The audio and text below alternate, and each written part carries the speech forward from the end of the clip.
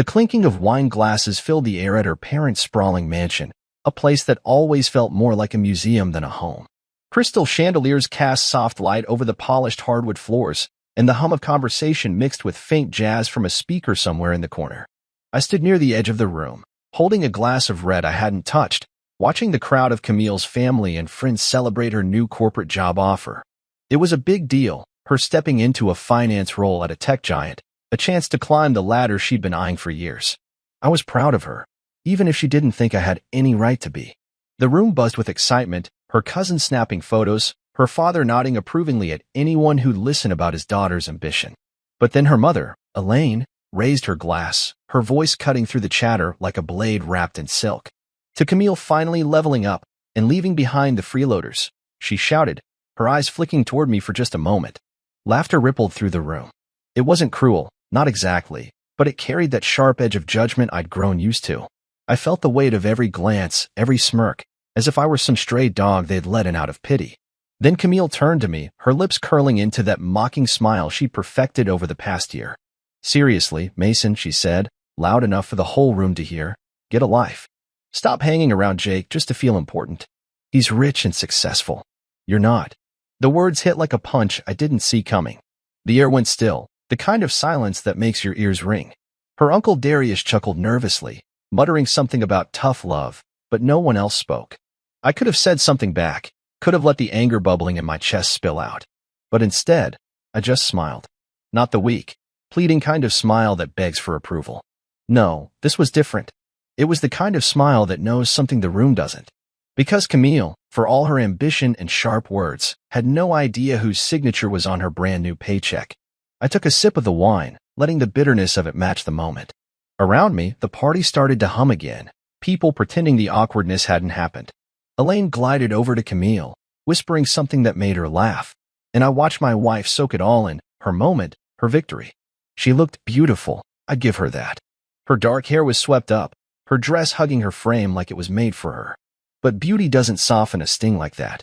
I'd heard her jabs before, the little comments about my lack of drive, or how I was lucky to know someone like Jake Lawrence, her idea of a real success story.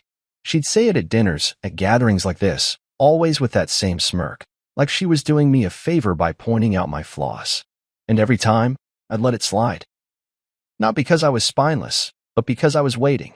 See, I'd learned something about people over the years. They show you who they are when they think you've got nothing to offer. Camille thought I was just a guy coasting through life, leaning on my old college buddy Jake to feel relevant. She didn't know the truth, and I hadn't told her, not out of fear, but because I wanted to see how far she'd go.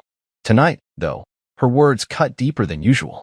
Maybe it was the crowd, the way her family leaned into her insult like it was a punchline they'd all been waiting for. Or maybe it was the way she didn't even glance back to see if I was okay. Either way, something shifted inside me.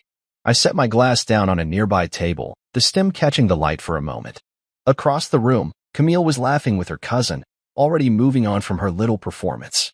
I could have walked over, pulled her aside, and laid it all out right then, told her everything. But where's the value in that? Truth isn't just words, it's timing. And tonight wasn't the night. Not yet. Instead, I slipped through the crowd, nodding politely at a few familiar faces. Uncle Darius caught my arm as I passed, his breath heavy with whiskey. So, Mason, what do you actually do these days? He asked, his voice loud enough to draw a couple of glances. It was the same question he always asked, like he was digging for dirt. I gave him my usual vague answer, something about consulting, helping out with Jake's projects. He nodded, unimpressed, and let me go. That's how it always went with her family. To them, I was the guy who didn't quite fit, the one who married up and hadn't earned it. As I stepped onto the balcony for some air, the cool night hit my face, grounding me. The city sparkled below, all sharp lights and distant noise. I leaned against the railing, replaying her words in my head. He's rich and successful. You're not. If only she knew. If only she had any clue that the man she mocked was the one who'd built the very foundation she was now standing on. I wasn't angry, not exactly. It was more like disappointment, mixed with a strange kind of curiosity. How would she react when she found out? Would she laugh it off, like she did tonight? Or would it shake her world just enough to make her see me differently? I pulled my phone from my pocket, the screen lighting up with a text from Jake. Heard about the party. You good? He wrote. I smirked. Jake knew me better than anyone, knew why I kept my cards close, why I let Camille think what she wanted. I typed back a quick reply, all good. Just waiting for the right moment. The party noise drifted out to the balcony, Camille's laughter cutting through it all. I straightened up, brushing a speck of dust off my jacket. This wasn't the end of anything, just the beginning of something else. She could have her toast, her moment, her applause. I didn't need any of it. What I had was better control, patience, and a truth that would hit harder than any insult she could throw. I stepped back inside, ready to play my part a little longer, my smile still in place. The game wasn't over. Not by a long shot. The loft where it all started still lingers in my mind sometimes. A cramped space with peeling paint, secondhand furniture, and the faint hum of cheap fans struggling against summer heat. Jake and I spent countless nights there, hunched over laptops, fueled by Red Bull and stubborn dreams. That's where Pulse Logic was born, where I wrote the first lines of code for an AI system that would change everything. Now, years later, I stood in my home office, a sleek room with floor-to-ceiling windows and a view of the city skyline, staring at a screen filled with data only I could untangle. People see Jake as the golden boy, the guy with the perfect smile who charms talk show hosts and investors alike. They see his polished boots clicking across stages, his name in bold on magazine covers. But behind every step he takes is me. I'm the architect, the coder, the ghost who built the system from scratch. And I chose to stay in the shadows, not because I'm ashamed, but because I wanted to see who Camille would be when she thought I had nothing to offer. It's not that I lied to her. I just never corrected her assumptions. When we met, I was already deep into the company, working late nights while Jake handled the public side. She'd ask about my day, and I'd keep it vague, talk about projects, or helping Jake out. She filled in the blanks herself, deciding I was some aimless guy riding my friend's coattails. At first, I thought it was funny, her little jabs about my lack of ambition. But over time, those jabs got sharper, especially after she started climbing her own career ladder. She'd come home from her old job, all fired up about some new promotion, and toss out lines like, "Maybe you should try harder, like Jake does." I'd just nod, let it slide, and go back to debugging code that powered a $120 million enterprise. Why didn't I tell her? It's hard to explain, even to myself sometimes. Part of it was curiosity. I wanted to know if she'd love me for who I was, not what I'd built. Another part was pride. I didn't want her respect just because of a title or a bank account. And maybe, deep down, I was testing her, seeing how far she'd go with her assumptions. She never asked the right questions, never pushed for details. Instead, she built this story in her head about me being less driven, less capable, less everything. And I let her, because the truth was mine to hold until I was ready to share it. That morning, I sipped coffee at my desk, the steam curling up as I scrolled through emails. Most were routine, updates from the dev team, bug reports, a few investor queries Jake had forwarded. He was good at the big picture stuff, the handshakes and headlines. But the guts of the company? That was me. Every algorithm, every server, every line of code that kept Pulse Logic running had my fingerprints on it. We'd agreed early on to split the roles. He'd be the face, I'd be the foundation. It worked. He got the spotlight. I got the freedom to create without cameras in my face. And it kept things clean. No ego clashes, no power struggles. Just two friends who trusted each other to do what they did best. Camille was getting ready for her big first day at her new job. I could hear her in the bedroom, humming as she picked out an outfit. She'd been talking about this job nonstop for weeks, how it was her chance to finally make something of herself, as if she hadn't already been doing that. I didn't mind her excitement.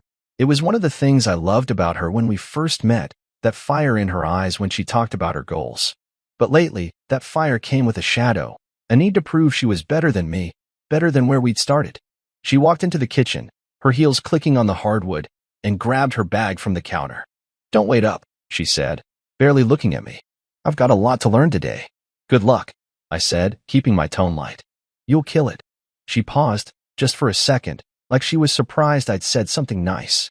Then she gave a quick nod and left, the door clicking shut behind her. I leaned back in my chair, staring at the ceiling.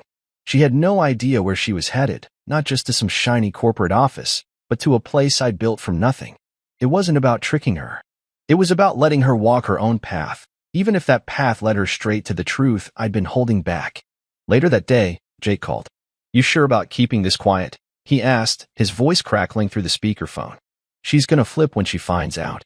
Let her find out when the time's right, I said, tapping a pin against my desk. She's got her shot now. Let's see what she does with it. He laughed, that easy laugh that made people trust him instantly. You're colder than I am, man. I'd have spilled it by now. Nah, I said, smirking. You'd have made a PowerPoint about it.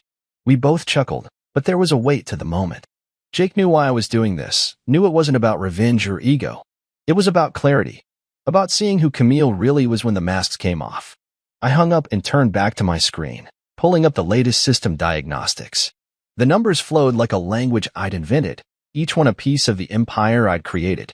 Camille could think what she wanted for now. She could call me a freeloader, a shadow, whatever made her feel taller.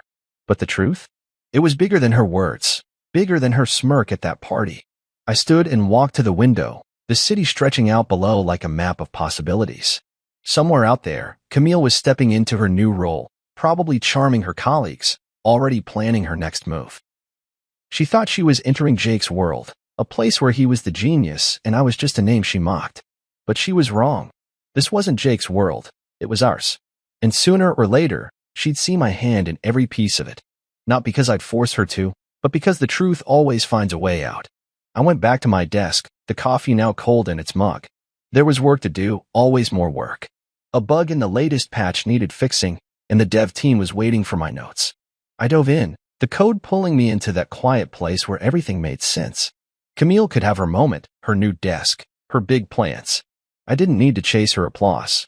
What I had was enough control, purpose, and a secret that would shift everything when it finally came to light. For now, I'd keep building, keep waiting, keep being the man she didn't see. Because when the curtain finally lifted, it wouldn't just be about her job or her paycheck. It'd be about who we both were when the lies fell away. The morning sun filtered through the blinds in my home office, casting thin stripes across my desk as I sipped coffee and scrolled through a report from the dev team. It was just another day, lines of code to review, a server glitch to troubleshoot, the usual rhythm of keeping Pulse logic humming behind the scenes. But then my phone buzzed with a call from Jake, his voice carrying that mix of amusement and urgency he saved for big news. Her resume landed in HR, he said, cutting straight to it. Camille's. She applied for the finance analyst role. Got credentials, too. Want me to block it? I leaned back in my chair, the leather creaking softly, and stared out the window at the city waking up below.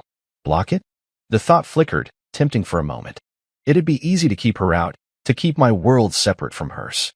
But that wasn't the point. I'd been watching her build her own story about me, about us, for years, letting her think I was just a guy scraping by on favors.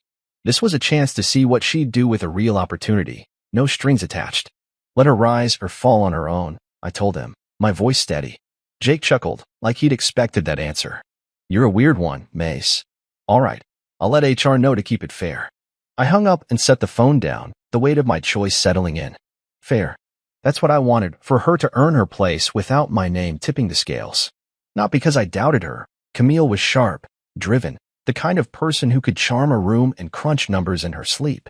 But she'd spent so long looking down on me, I needed to know who she'd be when she stepped into my world, unaware it was mine. Weeks later, I got the update. She'd landed the job. Entry-level finance analyst, $95,000 a year, a shiny new badge with her name on it. I was at the headquarters that day, tucked away in my private office on the top floor, a space nobody but Jake and a few execs knew I used. The building itself was a beast of glass and steel, all sharp angles and open spaces, designed to scream success. I'd had a hand in picking the architect, though nobody would have guessed it.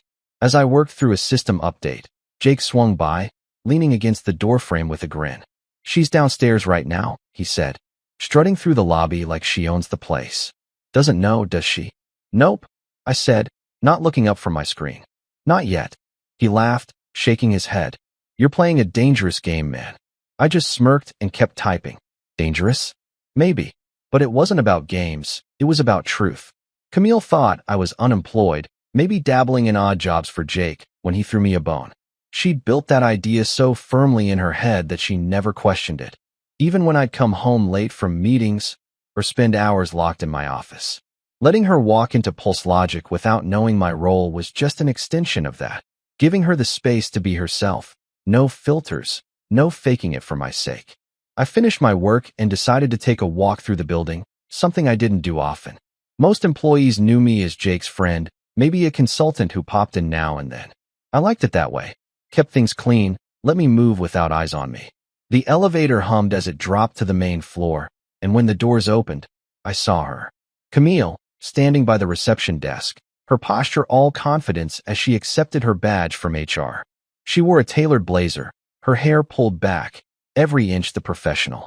I stayed back, blending into the crowd of employees heading to lunch. She didn't see me, didn't even glance my way, too busy soaking in the moment. Watching her, I felt a strange mix of pride and distance. She'd earned this, no question. The hiring team didn't know she was my wife. HR had strict protocols, and I'd made sure her application went through the same grinder as anyone else's. But there was something else, too, a quiet ache I didn't expect. She was stepping into a world I'd built, a place where my initials were literally etched into the tiles beneath her feet, and she had no clue. Part of me wanted to walk over, tell her right then, see the shock in her eyes. But I didn't. Timing matters, and this wasn't it. I headed back upstairs, the elevator's hum a steady backdrop to my thoughts. Later that day, Jake sent me a photo from the onboarding session. Camille at a conference table, smiling with her new team, a Pulse Logic logo on the wall behind her. She's already making friends, he texted. I stared at the image, her face bright with possibility. It reminded me of the early days, when we talk about our dreams over cheap takeout, back before she started measuring me against her idea of success. Back then, I thought we'd build something together, not a company, but a life. Now, here she was, part of my empire, thinking it belonged to someone else. The irony wasn't lost on me. Every paycheck she'd get, every project she'd touch, every door she'd walk through, it all tied back to me. Not in a controlling way, but in the quiet, undeniable way that comes from years of work nobody sees. I'd coded the software that ran the company's core, designed the systems that kept it ahead of competitors. Jake was the voice, sure, but I was the engine. And Camille? She was just another employee now, one of hundreds who didn't know the man behind the curtain. That night, she came home late, her energy electric as she kicked off her heels and dropped her bag on the couch. "It's incredible," she said, pouring herself a glass of water. "The office, the people, the vibe. It's like I'm finally where I'm supposed to be." She didn't ask about my day, didn't notice I'd been out late, tweaking a server issue. I just listened, nodding as she went on about her new desk, her new boss, how she could feel the innovation in the air. I could have told her I'd picked that desk model, or that the innovation came from my sleepless nights. Instead, I said, "Sounds like you're happy." She looked at me then, just for a moment, like she was searching for something. "Yeah," she said. "I am." Then she turned away, already lost in her plans for tomorrow. I watched her go, the distance between us wider than ever. She thought she'd stepped into Jake's world, a place where he was the star and I was nobody. But she was wrong. This was my world, ours, really, but mine in a way she couldn't imagine. And when the day came for her to see it, it wouldn't be because I shouted it from the rooftops. It'd be because the truth was too big to stay hidden forever. For now, I'd keep working, keep waiting, let her think what she wanted. The moment would come. It always did. The hum of my laptop filled the quiet of my home office, a steady rhythm that grounded me as I sifted through a backlog of emails. Outside, the city was settling into dusk, lights flickering on like stars against the skyline. I'd spent the day tweaking a new algorithm for Pulse Logic, the kind of work that felt like solving a puzzle nobody else could see. Most people at the company thought Jake was the mastermind, the guy who dreamed it all up and made it R. They weren't entirely wrong. He had a knack for selling the vision, for turning my code into something the world wanted. But the truth was Messier. Every breakthrough, every system that kept us ahead, came from my hands. And Camille? She was out there in the office, building her own story about who ran the show, with no clue I was the one she was really working for. I leaned back in my chair, rubbing my eyes as I thought about her first month at the company. Word had gotten back to me, little snippets from HR, casual comments from Jake. She was settling in fast, charming her team, tossing around buzzwords like she'd been born in a boardroom. Apparently, she'd taken to bragging about her proximity to power, as if being in the same building as Jake made her special. I could picture her in the break room, coffee in hand, tossing her hair as she said, "He's so inspiring. You can just tell he's the genius behind it all." It didn't bother me, not really. I'd chosen to stay out of the spotlight, let Jake take the bows. But hearing her say it, knowing she thought I was just some guy hanging around for scraps, stirred something I couldn't quite name. That afternoon, I'd gotten an email from one of the HR reps, someone I trusted to keep me in the loop without asking too many questions. She'd overheard Camille in the break room, laughing with a couple of analysts. "There's this other founder, right?" she'd said, her voice carrying that sharp edge she used when she was trying to sound clever. "Some ghost, probably just a legal placeholder. Jake runs everything, you can tell."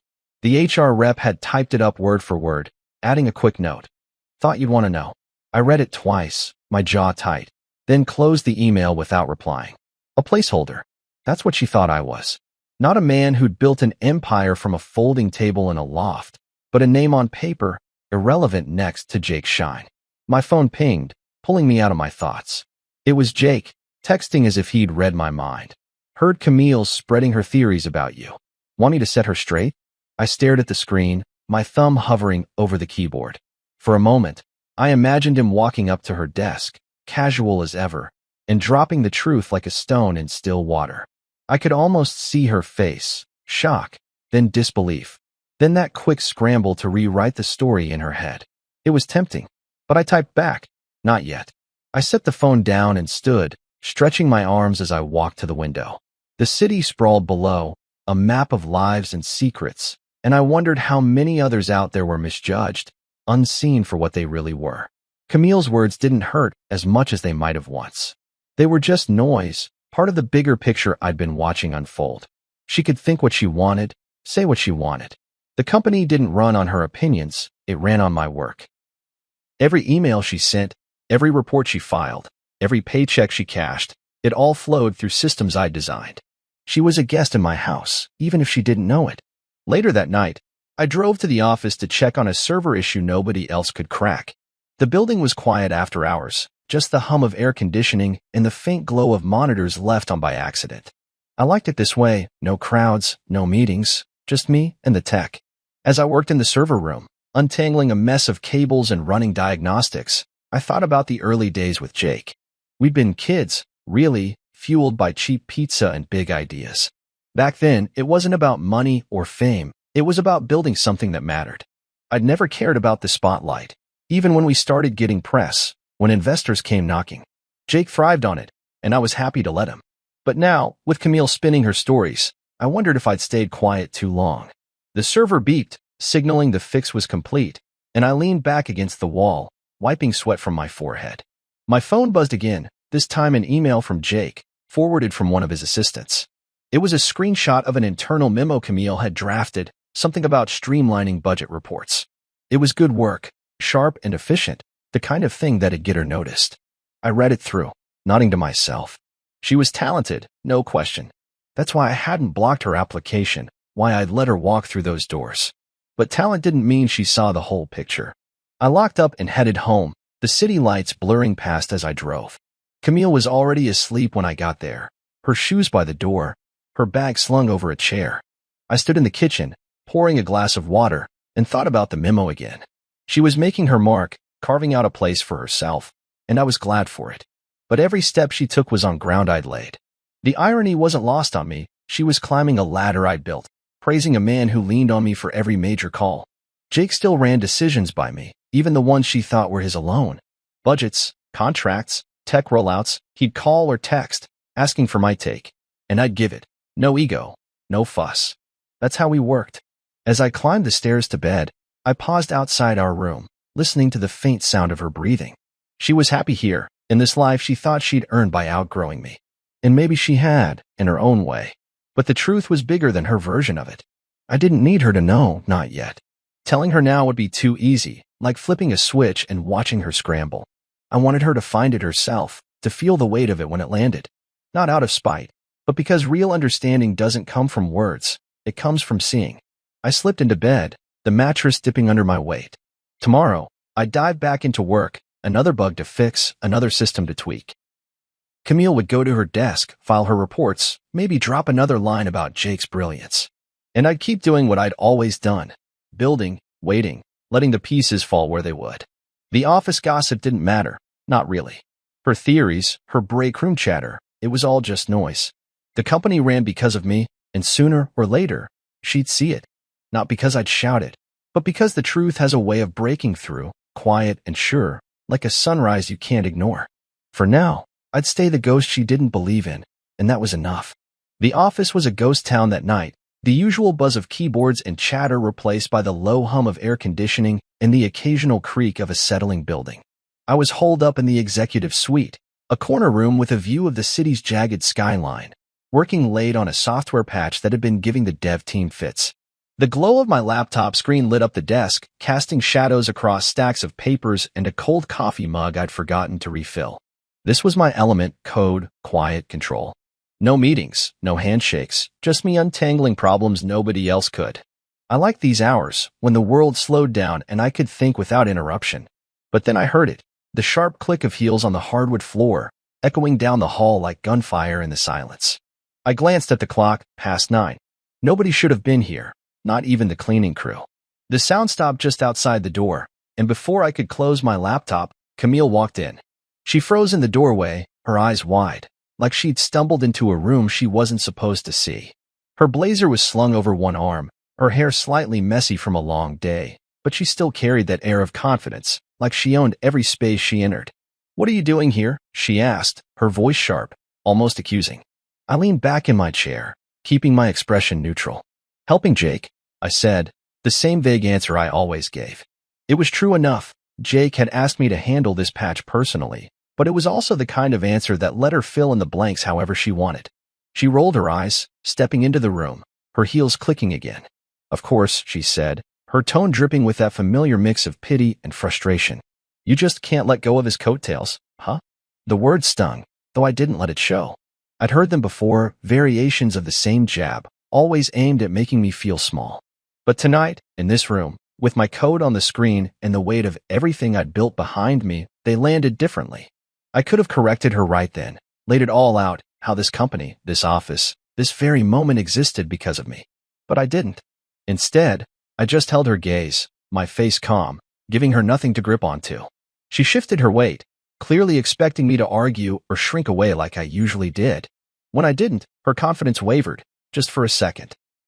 "It's late, Mason," she said, softer now, like she was trying to figure out why I wasn't rattled. "Why are you even in here? This is the executive suite." Before I could answer, Jake walked in, his tie loosened and a tablet under his arm. He stopped short, glancing between us, his easy smile faltering for a moment.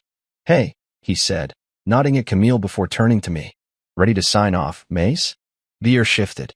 Camille's eyes narrowed, her head tilting slightly as she processed his words. "Wait," she said, her voice slow, like she was piecing together a puzzle. "He signs things off?" Jake froze, realizing his slip. He looked at me, waiting for a signal, but I didn't give one. Instead, I closed my laptop with a soft click and stood, stretching my arms. "Just wrapping up some tech stuff," I said, keeping it light, like it was no big deal. Camille wasn't buying it. She crossed her arms, her gaze flicking between me and Jake. "Hold on," she said. "What do you mean, sign off? Since when are you involved like that?" Jake, bless him, tried to smooth it over. "He's involved," he said, his smile awkward but genuine. "You know, helps with the big picture stuff sometimes." She laughed, but it was nervous, unsteady, like she was trying to convince herself it wasn't a big deal. "Sure he is," she said, her eyes locked on me now, searching for something, an explanation, a crack in my calm. I didn't give her one. I just grabbed my jacket from the back of the chair and slung it over my shoulder. "Long day," I said, nodding at Jake. "I'll finish up tomorrow." As I brushed past her, I caught the faintest whiff of her perfume, the same one she'd worn since we met. For a split second, I remembered the early days, her laughing over cheap wine, me promising her the world. But that memory faded as fast as it came. I didn't look back, didn't need to. I could feel her staring as I walked out, the weight of her confusion following me down the hall. In the elevator, I leaned against the wall, the hum of descent matching the buzz in my head. That was close, closer than I'd planned. Jake's slip hadn't been intentional, but it was a reminder. The truth was a restless thing, always looking for a way out. I'd wanted to control the timing, let her stumble across it naturally, but moments like this made me wonder if I was pushing my luck. Still, I wasn't ready to lay it all bare. Not yet. She'd have questions now, sure, but questions weren't answers. She'd probably brush it off, tell herself Jake was just being polite, that I was still the guy she'd pegged as a nobody. When I got home, the house was dark, quiet except for the faint drip of the kitchen faucet I kept meaning to fix. I poured a glass of water and stood by the counter, replaying the scene in my head. Her face when Jake said my name, the way her certainty cracked just enough to let doubt creep in. It wasn't much, but it was a start. I didn't want her to feel stupid. That was never the goal. I just wanted her to see me, really see me, without the story she'd written in her head. I thought about calling Jake, telling him to be more careful, but I didn't. He'd feel bad enough already, probably pacing his apartment right now, wondering if he'd messed up my plan. He hadn't. If anything, he'd nudged it forward, given her something to chew on. I set the glass down and headed upstairs, the stairs creaking under my weight. Tomorrow, she'd go back to her desk, maybe ask around, dig a little. Or maybe she'd let it go, too proud to admit she might have missed something. Either way, the seed was planted. As I lay in bed, staring at the ceiling, I wondered what she'd say if she knew the whole story. Not just that I was involved, but that I was the backbone, the guy who'd turned a crazy idea into a $120 million reality. Would she laugh it off? Get angry?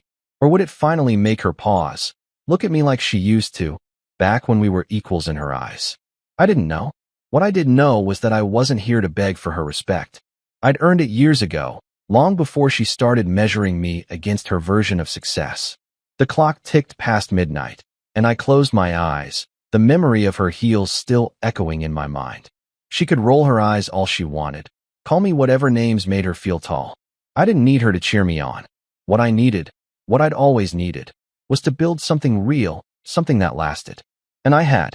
Now it was just a matter of time before she saw it, before the truth stepped out of the shadows and stood in front of her, plain as day. For now, I'd keep doing what I did best. Work, wait, and let the pieces fall where they would. The morning started like any other, coffee brewing in the kitchen, the faint hum of traffic filtering through the windows, and me at my desk, staring at a screen full of code that needed my attention. The routine was comforting, a tether to the life I'd built, even as things with Camille felt like they were teetering on the edge of something big. I hadn't seen her much since that night in the executive suite, when Jake's slip about me signing off had left her with questions she didn't know how to ask. She'd been quieter at home, her usual jabs replaced by quick glances and half-started sentences, like she was trying to solve a puzzle but didn't want to admit it. I let her stew, didn't push, didn't offer explanations. The truth was coming, and when it did, it wouldn't be because I'd spoon-fed it to her. 2 weeks later, it happened. I was in my office at Pulse Logic, tucked away in the corner of the top floor where nobody bothered me, when Jake texted, "Payroll glitch today. HR scrambling. Camille's asking questions." I leaned back in my chair, the leather creaking under my weight, and smirked. Payroll glitches were rare. My systems were tight, but when they happened, they left a trail. I knew where this was going. Sure enough, an hour later, another text from Jake. "She saw your name on her stub. Freaked out. You want me to handle it?" I typed back a quick no. Let it play out. I could picture it, Camille at her desk, probably sipping one of those overpriced lattes she loved, opening her paycheck to check the deposit. Most people just glance at the numbers, but not her. She'd scrutinize every detail, always looking for a way to optimize. And there, at the bottom of the stub, in clean black ink, authorized by Mason Quinn. I could imagine her squinting at it, thinking it was a typo, a glitch, maybe even a joke. She'd probably laughed at first, that sharp, dismissive laugh she used when something didn't fit her worldview. But Camille wasn't one to let things slide. She'd dig, and that's exactly what she did. By noon, I got an email from HR, flagged as urgent. The rep, a no-nonsense woman named Karen who'd been with us since the early days, laid it out plain. Camille had stormed into their office, paycheck in hand, demanding to know why my name was on it. She thought it was a mistake, Karen wrote. Asked if we'd mixed up names or if there was another Mason Quinn. I pulled the internal docs to show her it was legit. She went pale, Mason, like she'd seen a ghost. I read the email twice, my pulse steady but my mind racing. This was it, the moment I'd been waiting for, though I hadn't planned it this way. Karen had done her job, nothing more, nothing less. She'd shown Camille the paperwork, the founding charter, the corporate ownership forms, the stock disbursement records. All of them with my name in bold, Mason Quinn, co-founder and chief technology officer. Not a placeholder, not a shadow, but the guy who'd built the engine that powered the whole damn company. Karen didn't say much about what happened next, just that Camille had sat down hard, staring at the documents like they were written in a language she didn't speak. She didn't faint, Karen added, but she looked close. I closed the email and stood, walking to the window. The city stretched out below, all glass and steel and restless energy, a world I'd helped shape in ways most people would never see.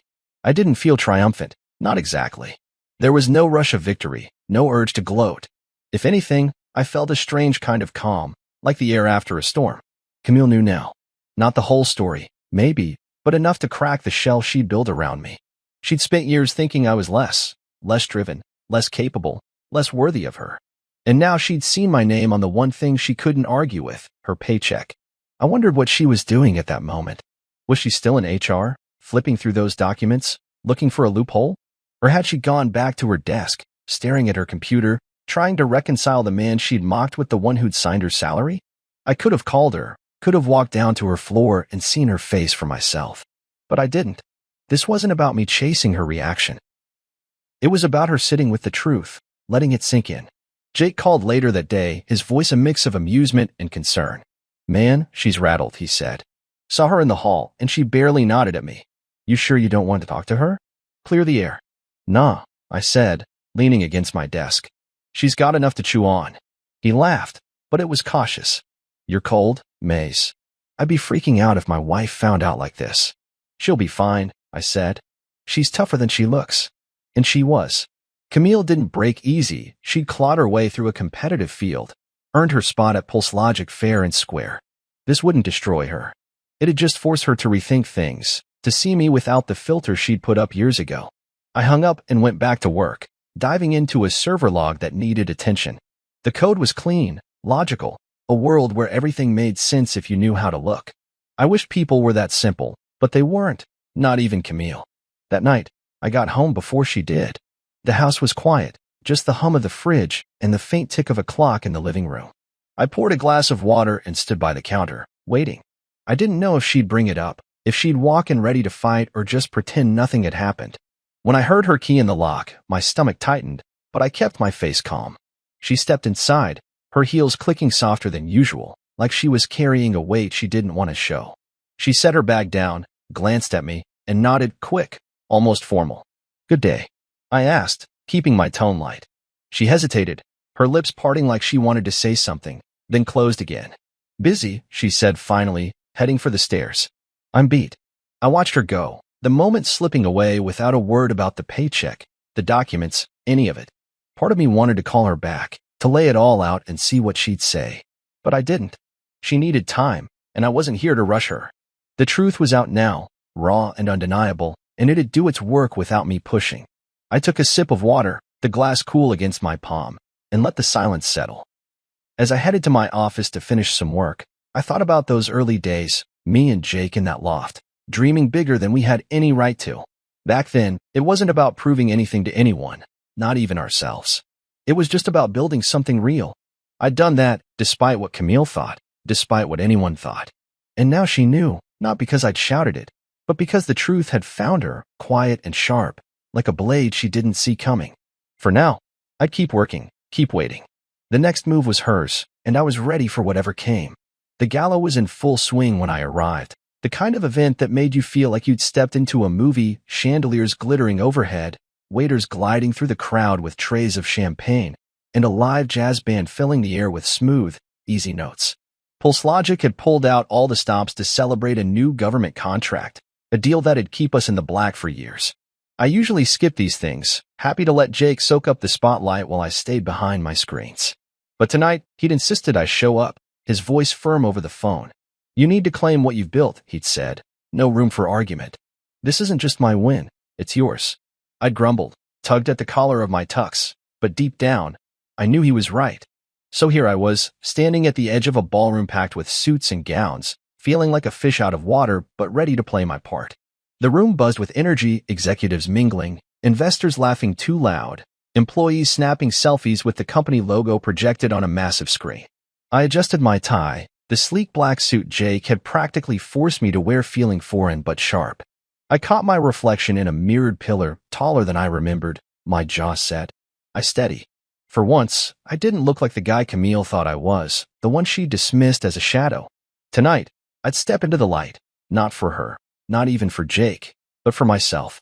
I spotted her across the room, working the logistics team, clipboard in hand, her dress catching the light as she moved. Camille always had a knack for looking like she belonged, no matter the crowd. She was directing a staffer toward the dessert table, her smile professional but warm, the kind that made people trust her instantly. She hadn't seen me yet, hadn't noticed me slipping through the crowd, shaking hands with a few board members who knew my name even if most employees didn't. I kept my distance, letting her do her thing. After the payroll incident 2 weeks ago, we'd barely talked, her coming home late, me leaving early, both of us dodging the truth that had landed like a stone between us. She knew now, or at least she knew enough to question everything, but she hadn't brought it up, and I hadn't pushed. Jake found me near the bar, his grin wide as he clapped a hand on my shoulder. "You clean up nice," he said, handing me a glass of whiskey I didn't ask for. "Ready for this?" I took a sip, the burn grounding me. "As I'll ever be," I said, glancing at the stage where the MC was testing the mic. He followed my gaze, then leaned in, voice low. "She's gonna lose it when she hears your name. You sure you're good with that?" I nodded, my eyes drifting back to Camille. She was laughing now, nodding at something an older exec said, her clipboard tucked under her arm. "Let her react however she wants," I said. "This isn't about her." Jake raised an eyebrow but didn't push. He knew me well enough to know when I'd made up my mind. The band wrapped up their set, and the MC stepped to the podium, his voice booming through the speakers. "Ladies and gentlemen, thank you for joining us tonight to celebrate a milestone for Pulse Logic." The crowd clapped, a few cheers breaking through. I set my glass down, my pulse steady but quick, like it was before a big code drop. The MC ran through the usual spiel, thanking the team, hyping the contract, tossing out stats that made investors nod. Then he paused, his smile widening. "None of this would be possible without the vision and grit of our founders. Please welcome our co-founder and chief technology officer, Mason Quinn." Spotlight swung toward me, bright and unyielding, pinning me in place. The room erupted, claps, gasps, a few murmurs rippling through the crowd. I felt every eye on me as I made my way to the stage, my steps deliberate, my face calm. Cameras clicked, flashes popping like tiny explosions. I didn't look at Camille, didn't need to. I could feel her stare, sharp and heavy, from wherever she stood. I reached the podium, shaking the MC's hand before turning to the crowd. They were a sea of faces, some familiar, most not, all waiting for me to say something that matched the moment. I'd never been one for speeches, Jake was the talker, but I'd prepared for this. "Thank you," I started, my voice steady, carrying over the room. "This company started with a simple idea, solve problems nobody else can. That's what we've done, and that's what we'll keep doing. Not because it's easy, but because it's worth it." I kept it short, thanking the team, nodding to Jake, who stood near the stage, grinning like a proud brother. The crowd clapped again, louder this time, and I stepped back, letting Jake take over for the rest. As I moved off stage, I caught it, Camille, standing near a pillar, her champagne flute trembling in her hand. Her face was pale, lips parted, like she'd just seen something impossible. Our eyes met for a split second, and I saw it all. Shock, realization, maybe even regret. Then she looked away, her grip tightening on the glass, and I kept walking. Back at the bar, I grabbed a water, the adrenaline still humming in my veins. Jake joined me, leaning against the counter. "Told you it'd hit hard," he said, his voice low but teasing. "Yeah," I said, taking a sip. "You weren't wrong." He glanced toward Camille, who was now talking to a colleague, her smile forced. "She's rattled, man. What's your next move?" "Nothing," I said, setting the glass down. Ball's in her court now. The rest of the night blurred. Handshakes, small talk, people I barely knew telling me how inspiring it was to hear from the other founder. I nodded, smiled, played the part, but my mind kept drifting back to her. Not because I needed her to say anything, but because I wondered what she was thinking now, after seeing me up there, my name on everyone's lips. Did it change how she saw me? Or was she already rewriting it in her head, finding a way to make it fit her old story? As the gala wound down, I stepped outside for air, the cool night biting at my skin through the suit. The city sparkled below, a reminder of everything I'd built, everything I still had to do. I didn't need the applause, didn't need the cameras. But standing there, With my name finally out in the open, I felt something shift. Not pride, not relief, just clarity. I wasn't hiding anymore, not from her, not from anyone. I heard the door open behind me, footsteps soft but deliberate. I didn't turn around, didn't need to. It was her, I knew it. But I wasn't ready for that talk, not yet. Let her come to me when she was ready, when the truth had settled deep enough to matter. For now, I'd done what I came to do. The stage was set, the curtain up. Whatever came next, I'd face it the same way I always had, steady, quiet, and sure of what I'd built. The days after the gala felt different, like the air in the house carried a charge I couldn't ignore. I went through my routine, coffee at dawn, code reviews in my office, calls with Jake about the next phase of the government contract. But there was a quiet tension under it all, a sense that something had cracked open and wouldn't close again. Camille hadn't said much since that night, since the moment she'd seen me on that stage, my name echoing through the ballroom like a truth she couldn't dodge. I'd caught her staring a few times, quick, searching glances when she thought I wasn't looking, but she hadn't brought it up, and I wasn't about to force the issue. I'd spent years letting her build her own story about me. Now that it was unraveling, I wanted to see what she'd do with the pieces. It was late one evening, maybe a week later, when she finally broke the silence. I was in the kitchen, rinsing dishes from a dinner we'd eaten separately, her working late, me buried in a server issue. The house was quiet, just the faint hum of the fridge and the clink of plates in the sink. She walked in, still in her work clothes, her heels left by the door like she'd shed some of her armor. I didn't turn around, kept scrubbing a pan, waiting to see if she'd speak or just grab a glass of water and vanish upstairs like usual. Then I heard her voice, low but sharp, like she'd been holding it in too long. "You should have told me." I set the pan down, drying my hands on a towel before facing her. She stood by the counter, arms crossed, her eyes fixed on me, not angry, exactly, but hard, like she was trying to pin me in place. "Told you what?" I asked, keeping my tone even, though I knew exactly what she meant. "Don't play dumb," she said, her voice rising just a fraction. "About Pulse Logic. About you being, whatever you are. Co-founder, CTO, the guy who built it all. Do you know how stupid I looked? Standing there at the gala, holding my champagne like an idiot while everyone clapped for you." I leaned against the counter, holding her gaze. Her words stung, but not like they used to. There was something raw in them, something honest, and I wanted to hear it all before I answered. "It wasn't about making you look stupid," I said finally, my voice calm but firm. "You did that all on your own." Her eyes widened, a flash of hurt crossing her face before it hardened again. "So this was what? A game?" she snapped. "Letting me think you were nobody, letting me say those things about you. About Jake? Also you could what? Prove a point." I shook my head, stepping closer, not to crowd her, but to make sure she heard me. "It wasn't a game. I didn't tell you because I didn't want you to love me for a title or a paycheck. I wanted to see who you'd be when you thought I had nothing." She laughed, but it was bitter, almost choked. "And what did you see, Mason? A shallow, status-obsessed bitch who'd rather chase Jake's shadow than look at you." Her words hung there, heavy, and for a moment, I didn't know what to say. She wasn't wrong, not entirely. She'd spent years measuring me against her idea of success, cutting me down to fit the box she'd made. But I didn't hate her for it. I just wanted her to see it, to own it. "I saw someone who's smart," I said quietly. "Someone who's driven, who earned her place at that company. But yeah, I also saw someone who decided I wasn't enough before she even asked who I was." She flinched, her arms dropping to her sides. For a second, I thought she might cry, but Camille didn't break like that. Instead, she straightened, her voice trembling but sharp. "You could have asked me to stop. You could have said something, anything, instead of sitting there, smiling like it didn't hurt. Why didn't you?" I looked at her, really looked, and saw the woman I'd fallen for years ago, fierce, stubborn, always pushing. But I also saw the distance between us, wider now than ever. "Because I didn't want to fight for your respect," I said. "I wanted you to give it. Not because I'm the CTO, but because I'm your husband."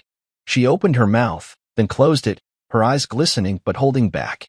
The silence stretched, thick and heavy, until she turned away, her voice barely a whisper. "I didn't know how to see you. Not like this." She walked out, her footsteps soft on the hardwood, leaving me alone with the dishes and the weight of what we just said. I didn't follow her. Didn't need to. She'd wanted to justify herself, to make it my fault for keeping secrets. But I'd given her the truth, plain and unvarnished. I wasn't here to punish her, but I wasn't here to beg for forgiveness either. The next few days were quiet, both of us moving through the house like strangers sharing a lease. I threw myself into work, debugging code, prepping for a tech rollout, anything to keep my mind off the ache in my chest. Jake called once, asking how things were, but I brushed him off. "She's processing," I said, and he didn't push. At Pulse Logic, I heard she was keeping her head down, still doing her job but without the usual swagger. Part of me wondered if she'd quit, walk away from the company now that she knew my role, but she didn't. She showed up, filed her reports, kept going. That was something, at least. I thought about that night a lot, her anger, her tears, the way she tried to turn it back on me. It wasn't about her looking stupid at the gala. It was about her realizing she'd misjudged me, not just as a founder but as a man. I didn't need her to grovel, didn't want her to. I just wanted her to see what I'd seen all along, that we could have been partners, equals, if she'd let me in instead of pushing me down. One morning, I found her coffee mug on the counter, still warm, a post-it stuck to it with a single word: "Sorry." I stared at it, my thumb tracing the edge of the paper. It wasn't much, but it was a start. I didn't know where we'd go from here, maybe nowhere, maybe somewhere new. But I knew one thing: I didn't need her applause to feel whole. I'd built Pulse Logic from nothing, turned a dream into a reality that paid her salary, and that was enough. I tucked the note in my pocket and headed to my office, the city waking up outside. She'd vented, cried, blamed me, and I'd let her. But now the truth was out, and it wasn't my job to fix how it made her feel. She'd have to figure that out herself. For now, I had work to do, systems to maintain, problems to solve, a company to run from the shadows. And if she wanted to talk, really talk, I'd be here. Not as the guy she mocked, not as the founder she didn't expect, but as me, steady, quiet, and done waiting for her to catch up. The house was quieter than usual that week, the kind of quiet that feels like it's holding its breath. I'd found Camille's note, sorry, on a post-it, left like a breadcrumb on her coffee mug, and it stayed with me, tucked in my pocket as I went through my days. I didn't bring it up, didn't ask her what it meant. Words like that need space to settle, and I wasn't in a rush to fill the silence. Work kept me busy. Pulse Logic was ramping up for a new software release, and I was neck-deep in code, tweaking algorithms and squashing bugs that only I could spot. But even as I worked, my mind kept drifting back to her, to the way things had shifted since the gala, since she'd seen my name on that stage and realized the man she dismissed was the one holding up her world. I'd heard bits and pieces about her at the office, not from her directly, but from Jake and a few others who kept an eye out. She was still showing up, still doing her job, but the swagger was gone. No more breakroom boasts about proximity to power, no more gushing about Jake's genius. Instead, she was quieter, focused, like she was trying to prove something to herself. Karen in HR mentioned she'd started asking about the company's outreach programs, the ones I'd pushed for years ago, tech workshops for women in underprivileged schools, stuff I'd always cared about but never advertised. It caught me off guard, hearing that. Was she digging into my world, trying to understand me? Or was it just her way of coping, finding something to hold on to after her version of me had crumbled? I didn't know, and I didn't ask. One morning, I decided to do something I hadn't planned.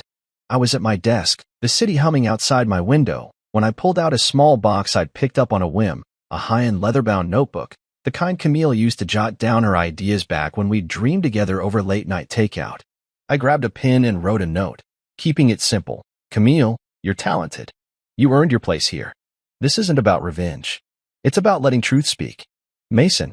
I didn't overthink it, didn't try to make it poetic. It was just the truth, plain and clear, the way I'd always tried to be with her, even when she didn't see it. I drove to the office that afternoon, the box on the passenger seat. The building was buzzing as usual, phones ringing, keyboards clacking, employees weaving through the open-plan floor. I didn't go to my usual hideout on the top floor. Instead, I headed to Camille's desk, tucked in a corner of the finance department. She wasn't there, probably in a meeting, so I set the box down, the note folded inside, and walked away before anyone could ask what I was doing. It felt strange, leaving something for her like that, no explanation, no ceremony. But it wasn't about grand gestures. It was about giving her something real, something she could hold, and letting her decide what to do with it. I didn't hear from her about it, not that day, not the next. Part of me wondered if she'd tossed it, too proud to accept anything from me after everything. But I didn't dwell on it. I'd said what I needed to say, and the rest was up to her. Life kept moving, meetings with the dev team, late-night calls with Jake about scaling the new contract, the usual grind that kept PulseLogic running. I liked the rhythm of it, the way it pulled me into a world where things made sense, where effort led to results. If only people were that straightforward. A few days later, Jake swung by my office, leaning against the doorframe with that grin he got when he knew something I didn't. "She's been asking about the charity stuff," he said, crossing his arms. "The tech programs for schools. Wanted to know how we pick the locations, who funds it." Sound familiar? I looked up from my screen, my hands pausing on the keyboard. "Yeah," I said, keeping my tone neutral. "Sounds like something I'd care about." He laughed, shaking his head. "Man, she's digging. Not saying it's because of you, but come on. That's your thing. She's never touched it before." I shrugged, turning back to my work. Maybe she's just curious. Jake didn't buy it, but he let it go, heading out with a promise to grab beers later. I sat there, staring at the code on my screen, but my mind was elsewhere. Camille, asking about the programs I'd poured my heart into, quietly, behind the scenes, the way I'd always done things. It wasn't an apology, wasn't a big declaration, but it was something. A step, maybe, towards seeing me as more than the guy she'd mocked at her parents' party. I didn't know if it'd lead anywhere, but it was enough to make me pause, to wonder if she was changing, slowly, the way I had years ago when I realized I didn't need applause to feel whole. That night, I got home late, the house dark except for a light in the kitchen. Camille was at the table, her laptop open, papers spread out around her.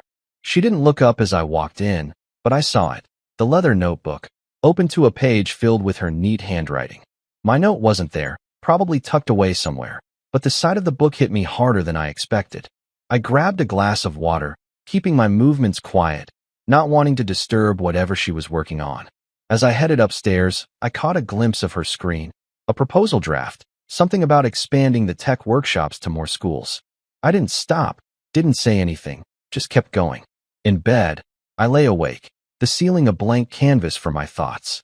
I didn't need her to thank me, didn't need her to say she'd read the note or liked the gift.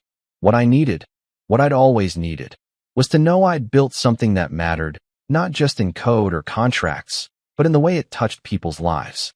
Those programs, the ones she was now poking into, were part of that. If she was picking up that thread, even just a little, it meant something. Not a victory, not a reconciliation, but a shift, quiet and real, like the first crack of dawn after a long night. I thought about the early days, when I'd stay up coding while Camille slept, dreaming of a future we'd share. That future looked different now, fractured by her words and my silence, but it wasn't gone. Maybe we'd find a way to meet in the middle, or maybe we'd just learn to see each other clearly. Either way, I wasn't here to force it. I'd given her the truth on that paycheck, on that stage, in that note, and now it was hers to carry. For me, there was still work to do, systems to build, problems to solve. I'd keep going, steady as ever, letting the pieces fall where they would.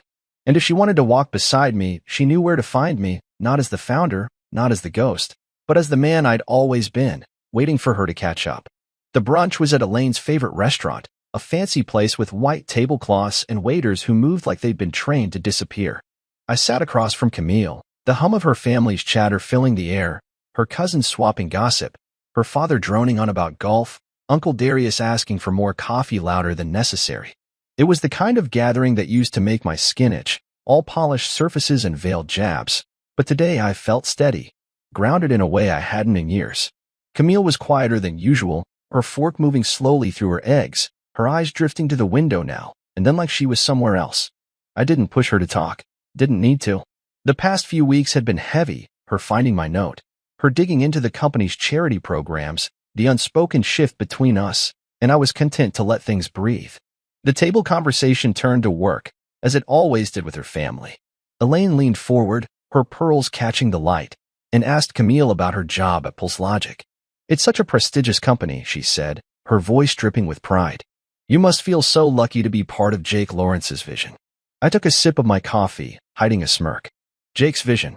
That's what they all thought, what Camille had thought too, until the truth came crashing in. She didn't answer right away, just nodded, her lips tight. And I wondered what was going through her head, whether she was replaying the gala, my name on her paycheck, or the notebook I'd left on her desk. Then her aunt, a woman with a laugh like a foghorn, turned to me, her fork waving in my direction. "So, Mason," she said, loud enough to pull every eye to me, "still trying to make something of yourself? Or are you just riding Jake's coattails forever?" The table went quiet, a few awkward chuckles breaking the silence. It was the same old dig, the kind I'd heard 100 times at these gatherings, but it hit differently now.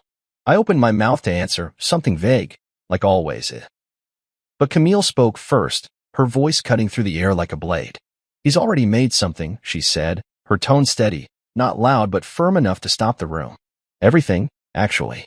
I froze, my coffee halfway to my lips. Every head turned to her, then to me, the weight of her words sinking in. Elaine's eyebrows shot up, Darius coughed into his napkin, and her aunt just stared, like she'd misheard. I looked at Camille, our eyes meeting across the table, and for the first time in a long time, I didn't see anger or defensiveness, just truth, raw and unguarded. She didn't smile, didn't soften it, just held my gaze like she was daring anyone to challenge her. Nobody did. The moment passed, conversation picking up again, but it lingered between us, heavy and real, like a door we'd both stepped through without meaning to. I set my cup down, my pulse steady but my mind racing. She'd never done that before, stood up for me. Not like this. Not in front of her family, where image was everything. I didn't know what it meant, not exactly, but it felt like something had settled, like the ground beneath us had finally stopped shifting.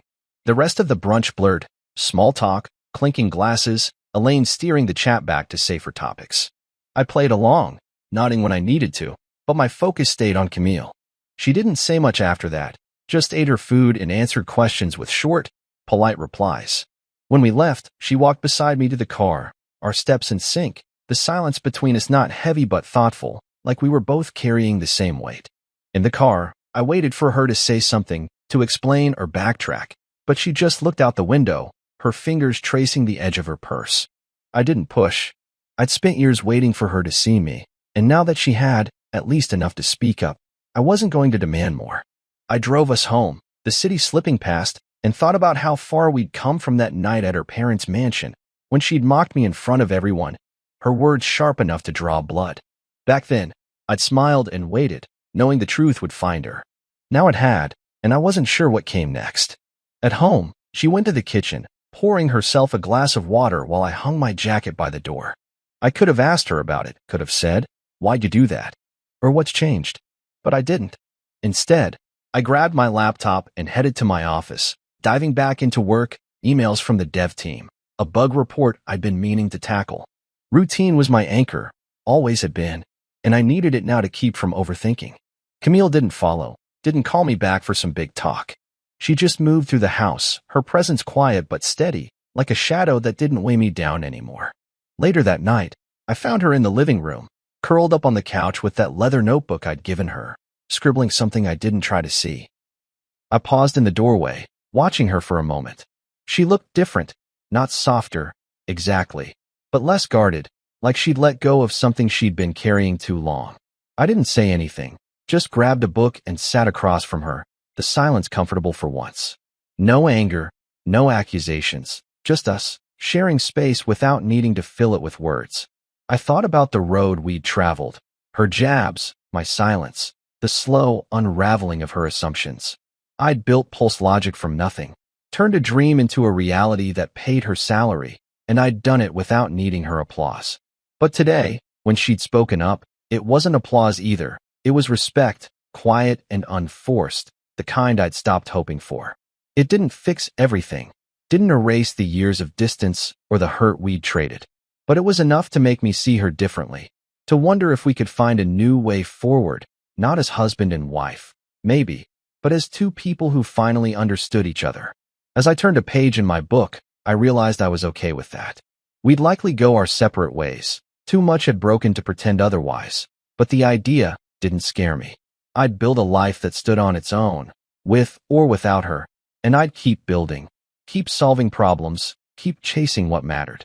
She'd do the same, I figured, carving her own path with that fire I'd always admired, even when it burned me. The clock ticked on, the room soft with lamplight.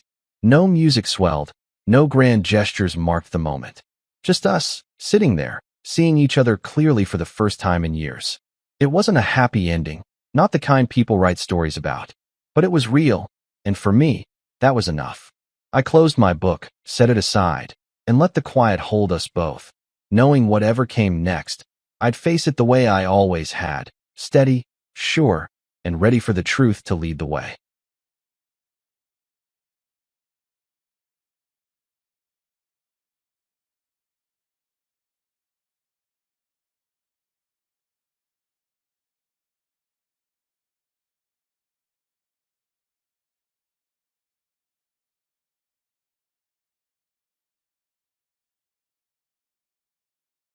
I wake up every morning at 5 a.m. The air's still cool and heavy with that quiet promise of a new day. My name's Cole Mercer, and I'm 34 years old, a guy who's spent years perfecting the art of being invisible. I slip out of bed, careful not to wake Bianca, my wife, who's sprawled across the sheets like she owns the world, which, in a way, she does. Her family, the Sinclairs, are old money, Charleston royalty, and I'm the nobody they let into the castle. Downstairs, I pull on my jeans and a plain t-shirt, grab my keys, and head to my coffee shop, Bean and Ground. It's a small place, all exposed brick and warm lights, tucked on a corner of downtown where the tourists wander and the locals linger. People think it's my whole life, this little shop with its humming espresso machine and chalkboard specials. They see me behind the counter, apron tied around my waist, steaming milk or wiping down tables, and they figure that's all I am, a barista with a decent smile and a steady hand. Bianca's father, Gregory Sinclair, calls me the coffee boy when he's feeling generous, which isn't often. His voice is all gravel and judgment, like he's spitting out a bad taste every time he says my name. He's a real estate king, a man who builds towers and buys loyalty with a flick of his wrist, and to him, I'm just the guy his daughter dragged home one day, a stray she decided to keep. I don't mind it, not really. I've been playing this part for years now, quiet, simple, unassuming. It's easier that way. They don't ask questions, don't dig past the surface. Gregory's never wondered why I don't complain about the bills or how I keep the shop running without begging for his handouts. Bianca's never noticed the late-night calls I take in the office upstairs or the way I slip out 4 errands that stretch into hours. They see what they want, a guy who's good with his hands, who knows his place, who doesn't rock their perfect little boat. And I let them. I pour their lattes, nod at their small talk, and keep my mouth shut. It's not like I'm lying, not exactly. The shop's real enough. I love the smell of fresh grounds, the hiss of the steamer, the way people soften when they take that first sip. It's mine, a piece of me I built from scratch. But it's not the whole story. Not even close. See, I've got secrets they'd never guess. The shop's just a front, a cozy little mask I wear while the real me moves in the shadows. I own things, big things. Companies, properties, accounts they'd choke on if they knew. But I don't flaunt it. I drive a beat-up truck to work, park it out back where no one cares to look. The fancy cars, the ones registered under a holding company nobody's heard of, stay tucked away in a garage across town. My assistant, a sharp woman named Tara, handles the real business, meetings with bankers, investors, CEOs who don't know my face until I want them to. I've got a system, a rhythm, and it works because nobody suspects a thing. Why would they? I'm just Cole, the guy who married up, the one they pat on the head and forget about. Gregory's too busy counting his millions to notice the way I watch him, the way I listen when he brags about his latest deal. Bianca's too caught up in her charity luncheons and designer dresses to see the papers I sign when she's asleep. They think I'm small, and I let them. It's safer that way for now. This morning, the shop's quiet when I unlock the door. I flip on the lights, start the grinder, and let the routine take over. The first customer's an older guy, a regular who likes his coffee black and his newspapers crisp. He nods at me, mumbles something about the weather, and I nod back. It's simple, this life I show them. Comfortable. But as I wipe down the counter, I can't help thinking about last night. Another dinner at the Sinclair mansion, another round of Gregory's jabs. How's the coffee game, Cole? He'd asked, smirking over his whiskey. Keeping the lights on?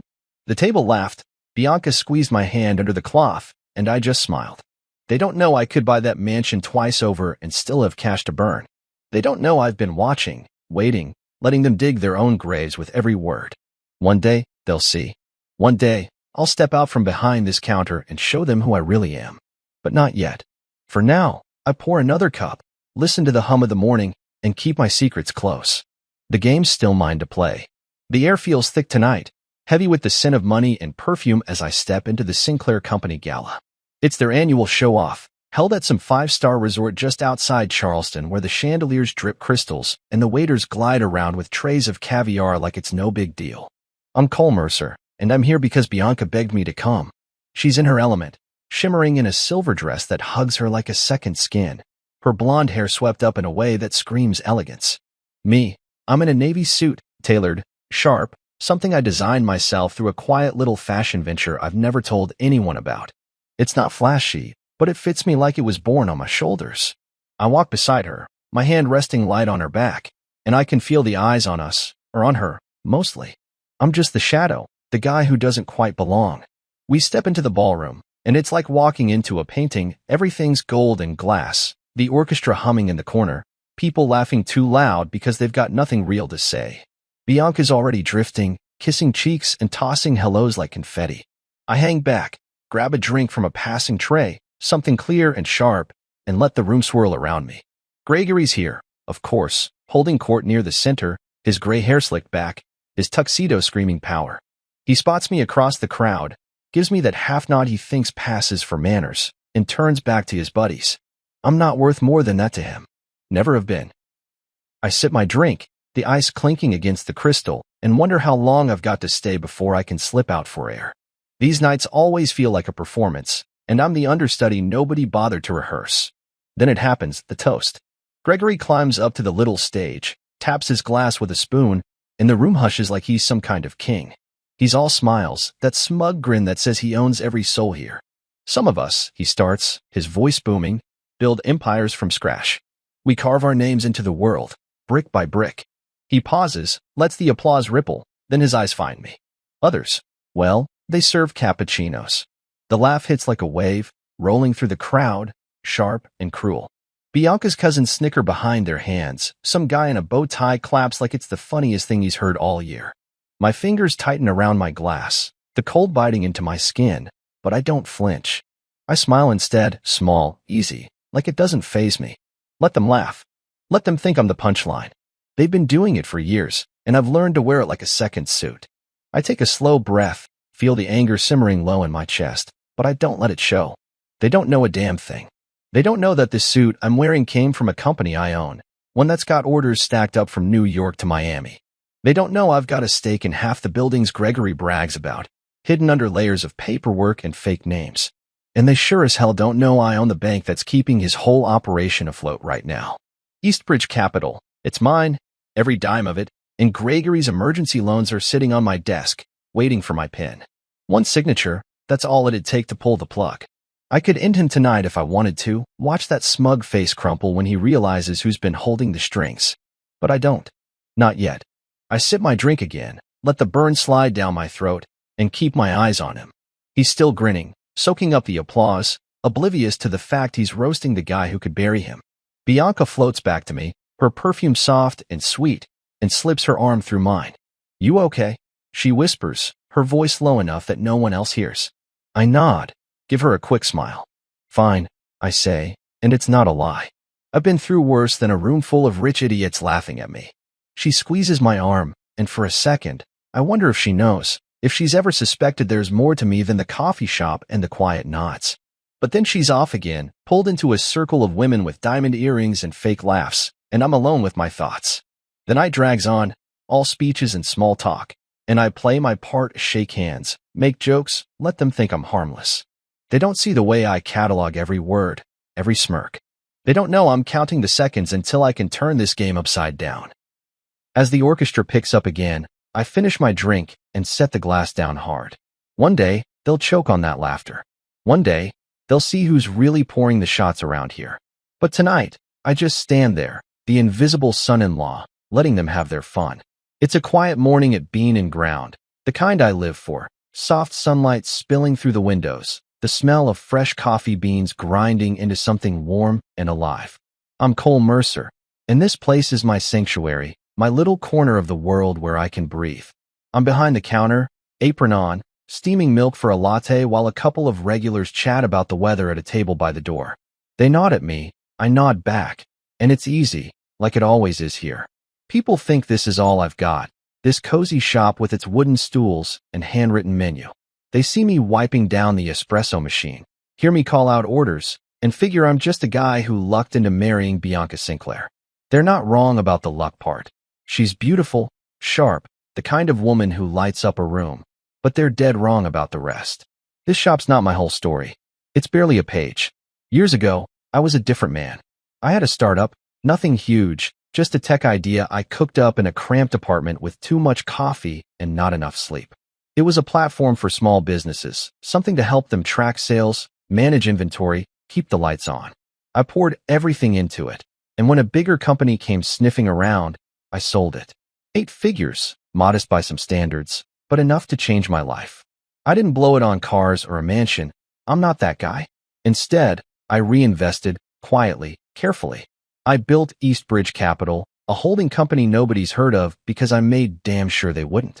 It's got its fingers in banks, fintech startups, real estate deals stretching across 3 states.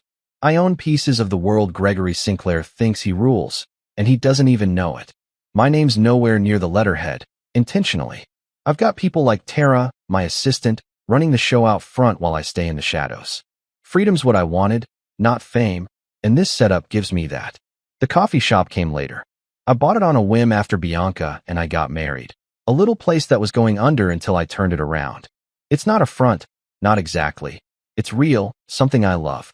I like the rhythm of it, the way the grinder hums and the customers smile when I slide their drinks across the counter. It's my retreat, a place where I can step away from the suits and the boardrooms and just be Cole. But it's also my cover. Nobody looks twice at a guy pulling shots of espresso all day.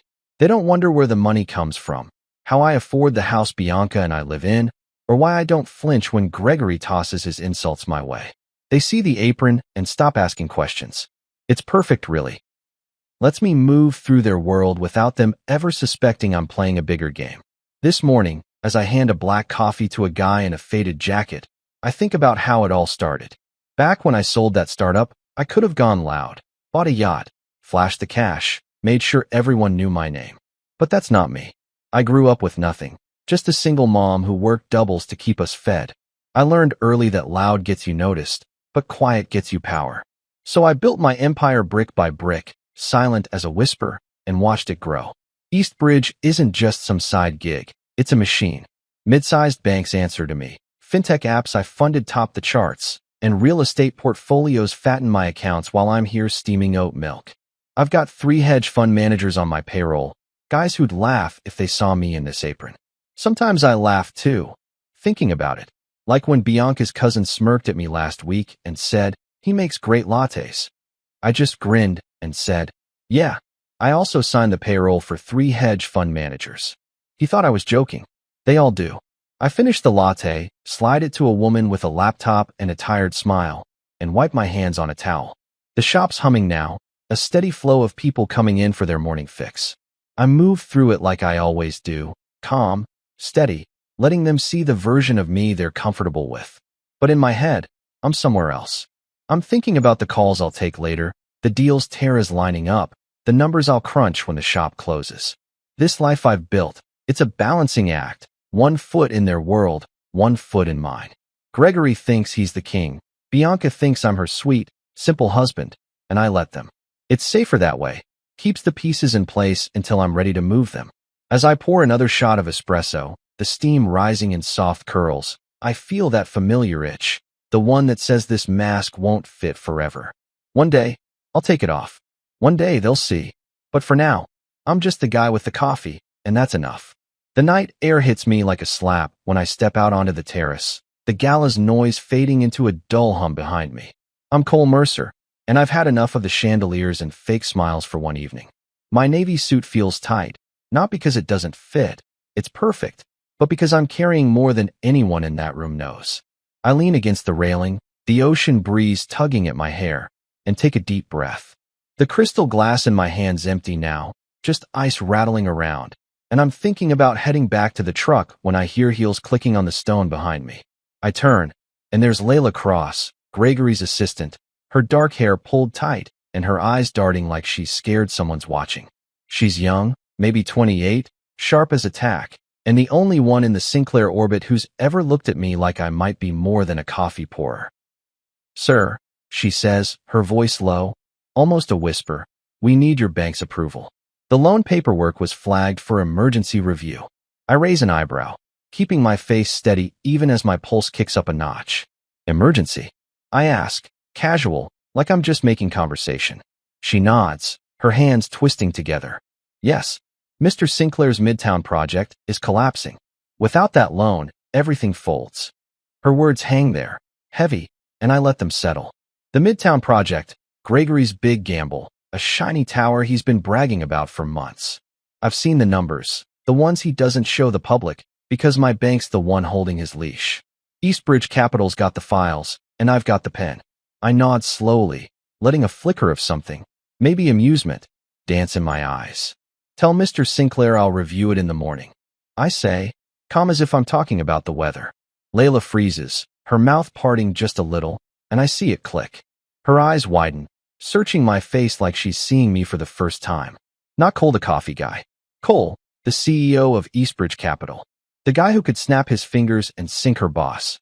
She doesn't say anything for a second, just stands there, and I can almost hear the gears turning in her head. She starts, then stops, like she's afraid to finish. I don't help her out, just tilt my head and wait. Okay, she finally says, backing up a step. I'll tell him. She turns and hurries off, her heels clicking faster now, and I'm alone again with the night. I set the glass on the railing, the ice glinting under the terrace lights, and let out a slow breath. This is it, the first crack in the mask I've worn for years. Layla's smart.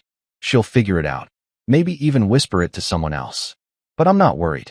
I've been waiting for a moment like this, a chance to let the truth peek out without me having to shout it. Gregory's in trouble, and he doesn't even know it's me holding the lifeline. That toast he gave earlier, the one where he roasted me in front of his fancy friends, echoes in my head. Others serve cappuccinos, he'd said, and they'd laughed. Now he's the one begging, and I'm the one deciding. I shove my hands in my pockets and stare out at the water, the waves rolling in soft and steady. I could sign off on that loan tonight. Keep his project afloat. Let him keep strutting around like the king he thinks he is. Or I could let it sit, let him sweat, let him figure out how deep he's dug himself. Eastbridge has the power here, and I've got Eastbridge. It's a strange feeling, standing out here with the wind in my face, knowing I've got a man like Gregory Sinclair by the throat, and he doesn't even see it yet. I think about the shop, the quiet mornings, the way I built this whole other life while they all looked the other way. The coffee's real. I love it, always will, but it's the smallest piece of me. Out here, under the stars, I feel the weight of everything else. The banks, the deals, the millions I've stacked up while they laughed. Layla's reaction sticks with me, though. That look in her eyes, shock, maybe respect, tells me the game's shifting. She's the first one to see past the apron, and it's a rush, like stepping out of a shadow I've been hiding in too long. I don't know what she'll do with it. Run to Gregory, keep it quiet, maybe just watch and wait. Doesn't matter. The seed's planted now, and I'm ready for whatever grows. I pick up the glass again, roll it between my fingers, and think about tomorrow. I'll go into the office, not the shop, the real office, and pull those loan papers. I'll sit at my desk, the one with my name in brass, and decide what happens next. Gregory's fate's in my hands, and for once, I'm not invisible. The gala's still buzzing behind me, but out here, it's just me and the truth. I smile to myself, small and sharp, and head back inside. One way or another, morning's gonna be interesting. The sun's barely up when I pull into the parking lot of Eastbridge Capital's downtown office, the truck's engine rumbling low as I kill it. I'm Cole Mercer, and today's the day I stop playing small. I step out, my boots hitting the pavement, and tug my jacket straight. Nothing fancy, just a gray blazer over a white shirt. But it's enough. The building's sleek, all glass and steel, the kind of place Gregory Sinclair would strut into without a second thought. Except today, he's coming to me, and he's got no idea what's waiting. I push through the front doors, the air cool and crisp inside, and the receptionist, Emma, a no-nonsense woman with a tight bun, looks up from her desk. "Morning, Mr. Mercer," she says, her voice smooth, professional. I nod back, "Morning," and keep walking. My name's etched in brass behind her, Cole Mercer, CEO, but most folks who come through here don't connect it to the guy in the coffee shop apron. That's how I've kept it until now. I'm barely settled in my office, big windows, dark wood desk, a view of Charleston waking up, when Emma buzzes me. "Mr. Sinclair's here," she says through the intercom. "Send him in," I reply, leaning back in my chair. The door swings open a minute later, and there he is. Gregory Sinclair, storming in like he owns the place, his face red, his tie a little crooked. He's got that look, anger mixed with panic, and it's almost funny how fast the king's crown's slipping. "I need to speak to your director," he growls, not even glancing at me yet, his eyes darting around like he's expecting someone else. Emma's voice cuts in from behind him, calm as ever. "You have an appointment with Mr. Mercer." Gregory freezes, his head snapping toward her. "Mercer?" he says, like the name's a bad taste. "Yes," she replies, unfazed. "Mr. Cole Mercer, our CEO." She shuts the door as she leaves, and the silence lands hard. He turns to me then, slow, like he's moving through mud, and I see it, the moment his world tilts. His face goes pale, sour milk white, and his mouth opens but nothing comes out. I stand up, casual, and walk around the desk, the loan papers in my hand. "Coffee guy?" he whispers, his voice cracking like thin ice. I stop, meet his eyes, and set the papers down on the glass table between us. "Owner," I say, my voice steady, calm. "And this coffee guy just denied your emergency loan." I tap the stack, the red denied stamp glaring up at him, and watch his jaw tighten. He doesn't move, doesn't speak, just stares at me like I'm a ghost who stepped out of the walls. I've waited years for this, years of his jabs, his smirks, his cappuccino cracks, and now here we are, the barista and the tycoon, and I'm the one holding the keys. "Cole," he finally says, his tone shifting, softer now, like he's testing the water. "You don't understand what this means." I tilt my head, lean against the desk, and cross my arms. "I understand plenty," I tell him. "I understand your Midtown project's a house of cards. I understand you've been scrambling for cash because your investors are pulling out. And I understand my bank's the only thing standing between you and a very public fall." His eyes narrow, but there's fear there, flickering behind the bluster. "You can't do this," he says, stepping closer. "Your family." I laugh quiet, sharp, and it stops him cold. "Family?" I echo. Family doesn't roast me in front of a room full of strangers. Family doesn't treat me like a stray dog Bianca dragged in. "You've never seen me, Gregory." "Not once. And now you're paying for it." He blinks, and I see the shift. He's not used to being on this side of the table. "What do you want?" he asks, his voice low, desperate.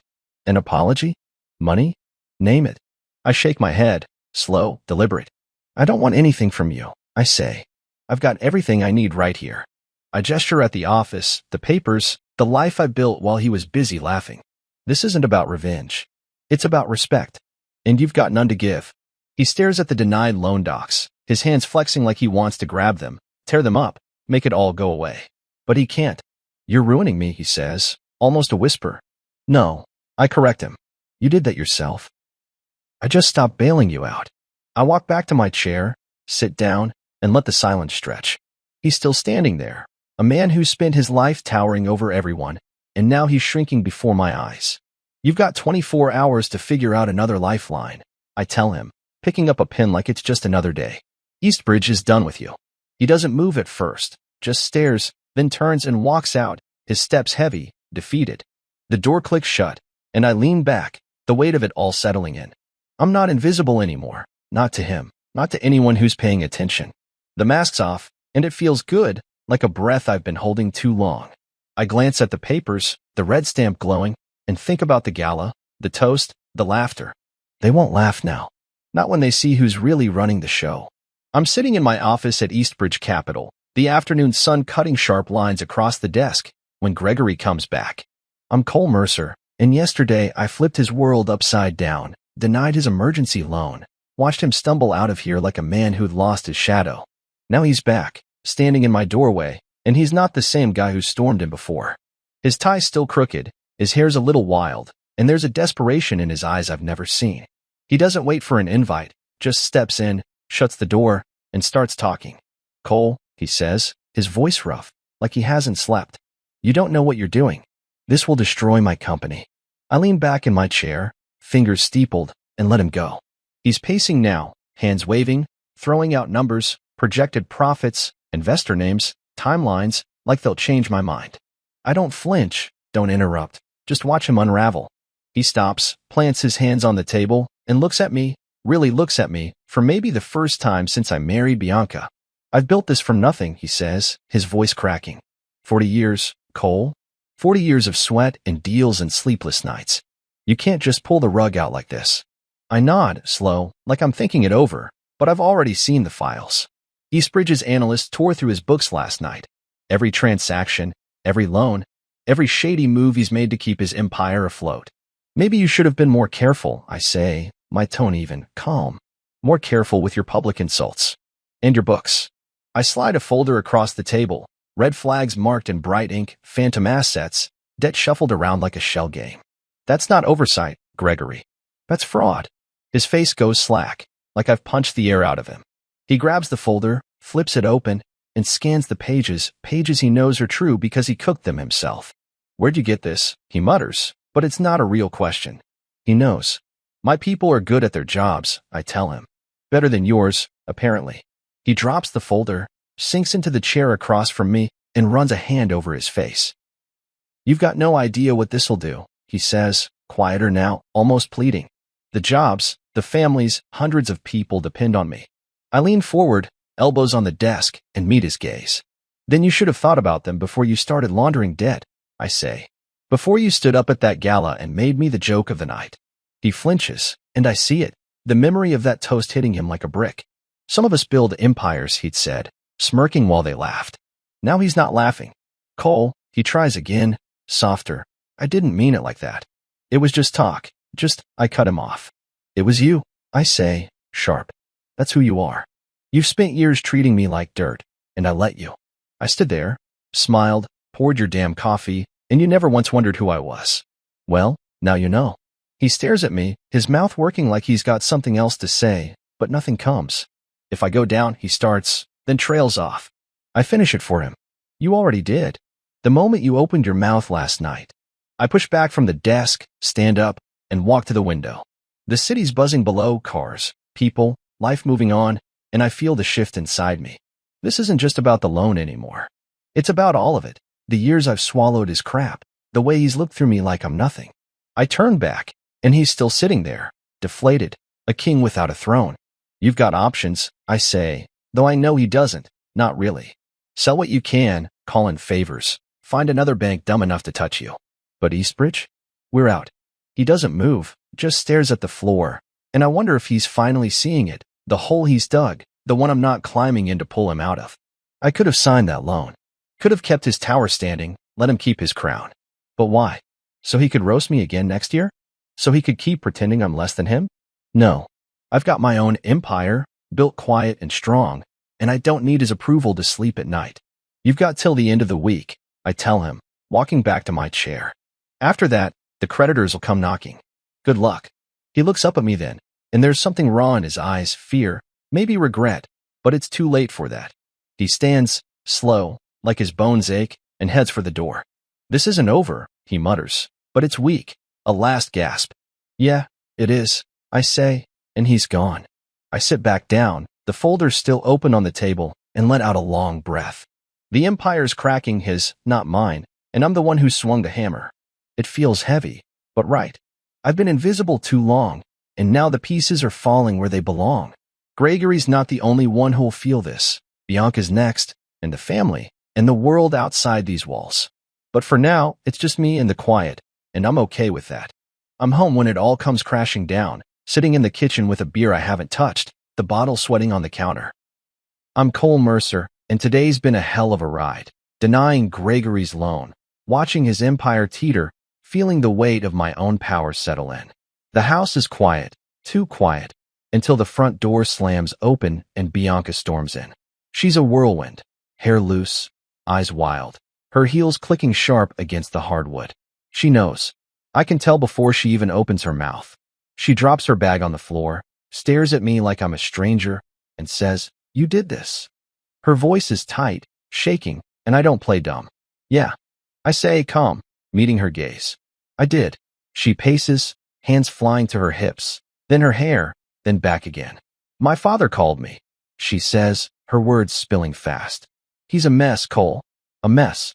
He said you own some bank, that you killed his loan, that you're tearing everything apart. Is that true?" I nod, slow, and take a sip of the beer just to steady myself. "It's true," I tell her. "Eastbridge Capital's mine.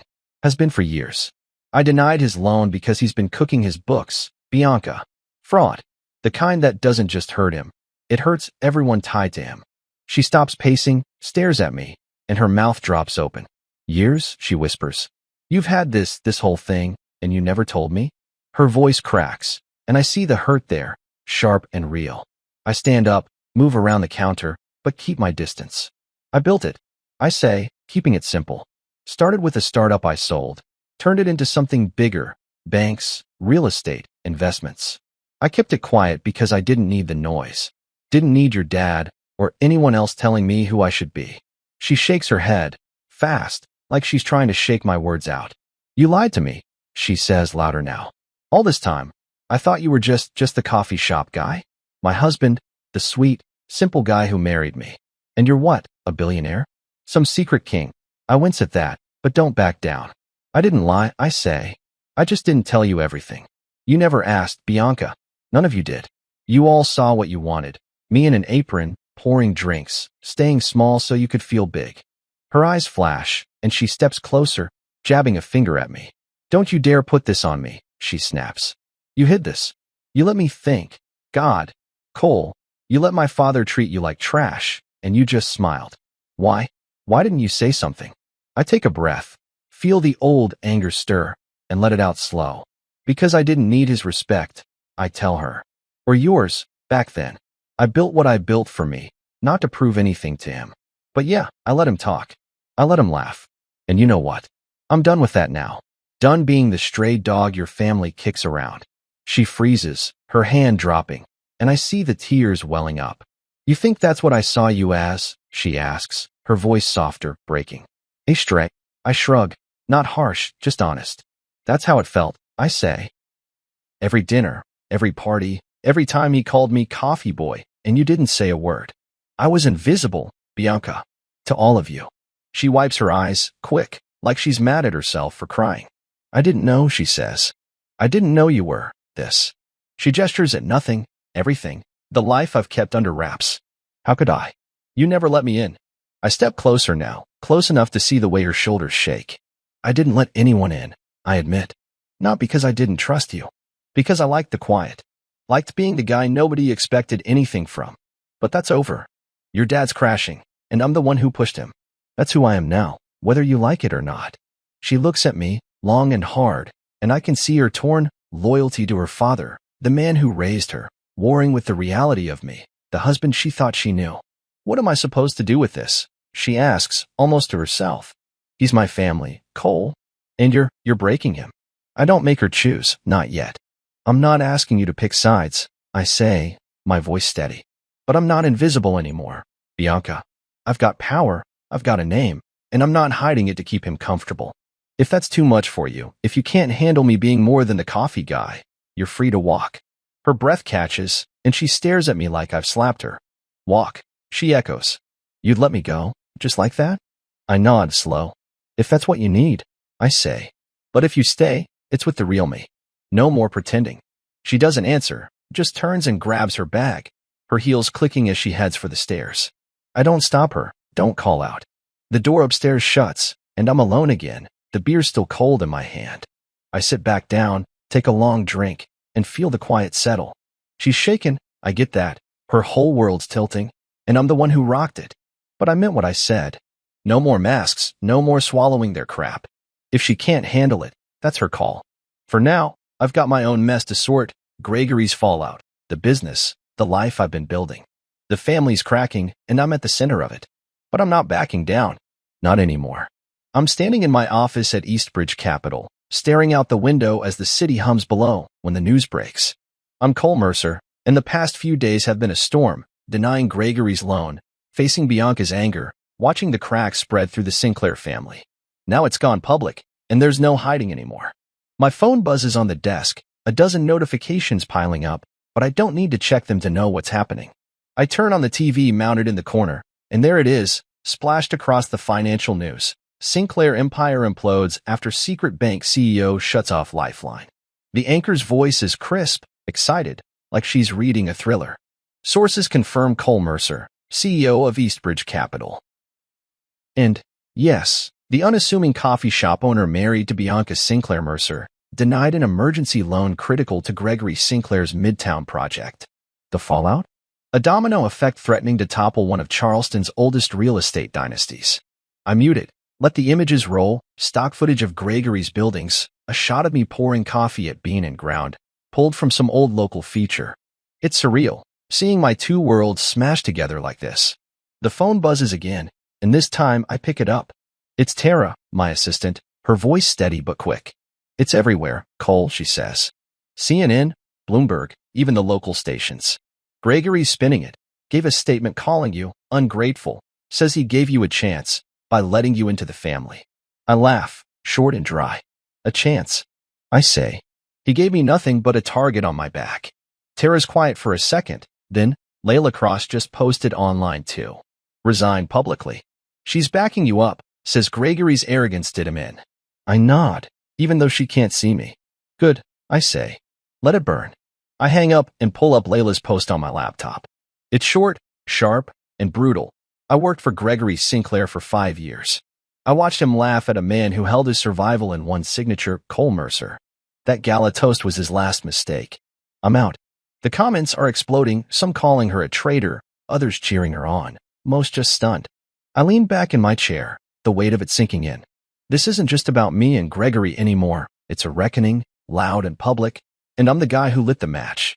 Gregory's out there, flailing, trying to paint me as the bad guy, but it's not sticking. Not with Layla's words out there, not with the truth seeping through the cracks he can't pluck. I head downstairs, needing air, and step into the lobby just as a reporter spots me through the glass doors. She's young, eager, shoving a mic my way the second I'm outside. Mr. Mercer, she calls. Any comment on the Sinclair collapse? On your role in it. I stop, look at her, and keep it simple. Gregory made his choices, I say. I made mine. That's all. I push past before she can follow up, heading for my truck. The streets buzzing, people glancing my way, whispering, phones out like I'm some kind of celebrity. I've spent years blending in, and now I'm the guy they can't stop staring at. It's strange, but I don't hate it, not yet. Back at home, the TV's still on when I walk in, Bianca nowhere in sight. She's been distant since our fight, sleeping in the guest room, avoiding me like I'm a bomb she doesn't know how to defuse. I don't blame her. This is a lot, and she's caught in the middle. The news cycles Gregory's statement again, his voice clipped and bitter. I welcomed Cole into my family, gave him a chance, and this is how he repays me. I turn it off, sick of his lies. He didn't give me anything. I took it, built it, earned it while he was busy laughing. The phone rings.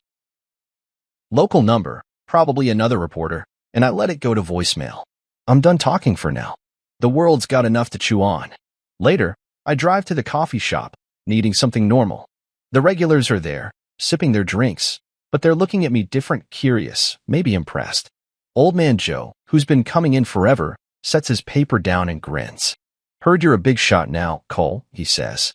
I shrug, pour him a refill. Just a guy with a coffee pot, I say, and he chuckles. But it's not the same, and I know it. The mask's off, and the reckoning's here. Gregory's empire's crumbling, creditors circling, projects stalling, and I'm the name on everyone's lips. I could have stayed quiet, kept the loan flowing, let him keep his throne. But I didn't. I stepped up, and now the world knows who I am. I lock up late, the shop dark and still, and sit at the counter with a cold cup I don't drink. Layla's post keeps running through my head. He laughed at a man who held his survival in one signature. That's it, right there. Gregory thought he was untouchable, thought I was nothing. Now he's scrambling, and I'm standing tall. The public's watching, judging, picking sides, but I don't care what they think. This was never about them. It was about me, about respect, about taking back what I let him steal every time he opened his mouth. I head home, the city lights blurring past, and feel the shift. The barista's gone.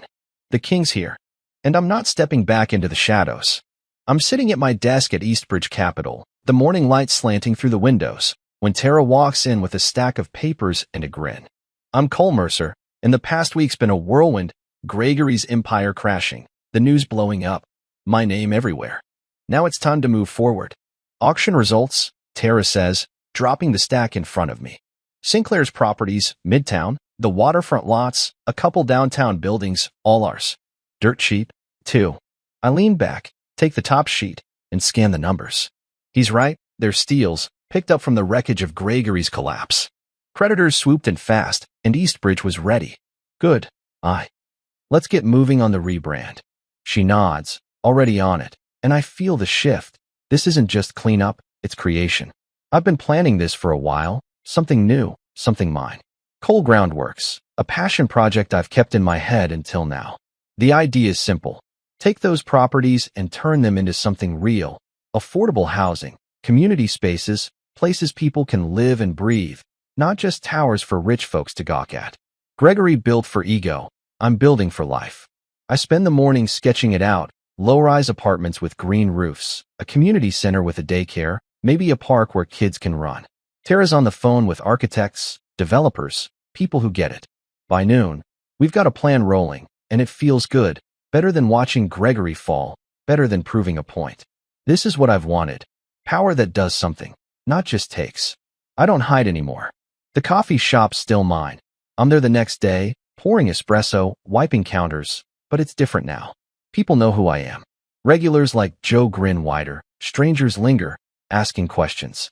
Heard you're some kind of tycoon, a guy in a ball cap says, sipping his black coffee.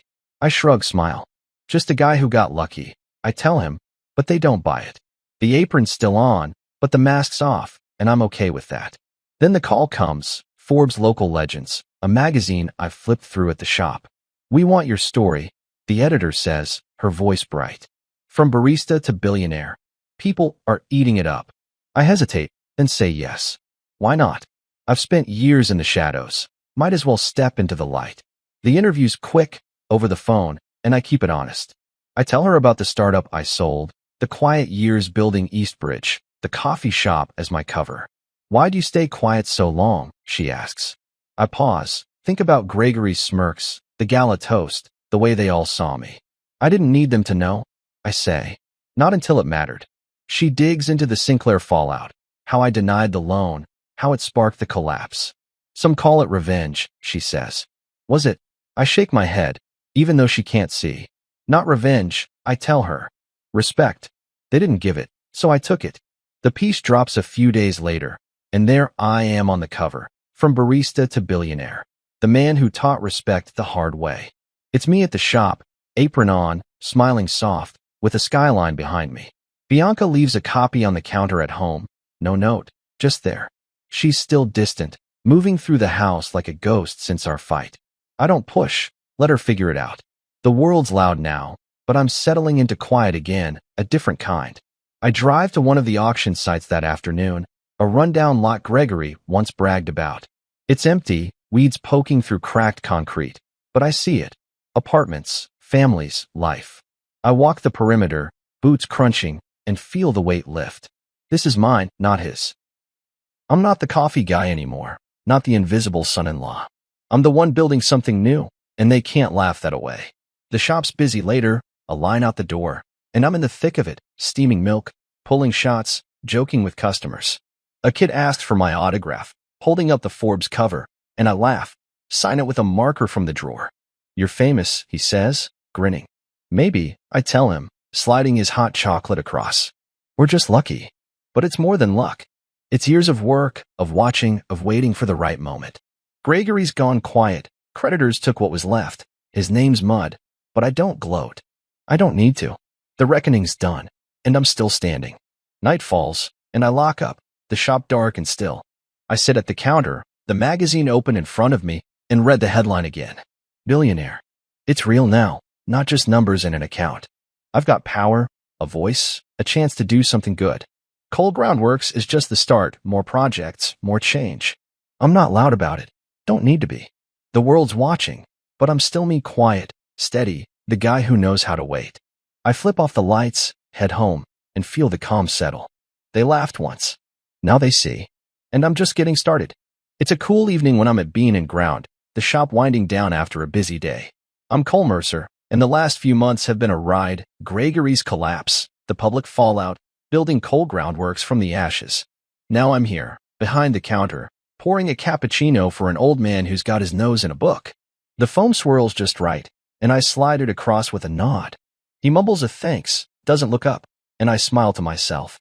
This place still feels like home, even with everything else spinning around me. The door chimes, and I glance up. Bianca's standing there. No entourage, no flash, just her in a simple coat and jeans.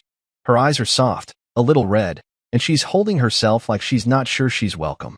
I wipe my hands on a towel, keep my face steady, and wait. She steps closer, stops at the counter, and looks at me, really looks, like she's seeing me for the first time in weeks. "You were never small," she says, her voice low, almost breaking.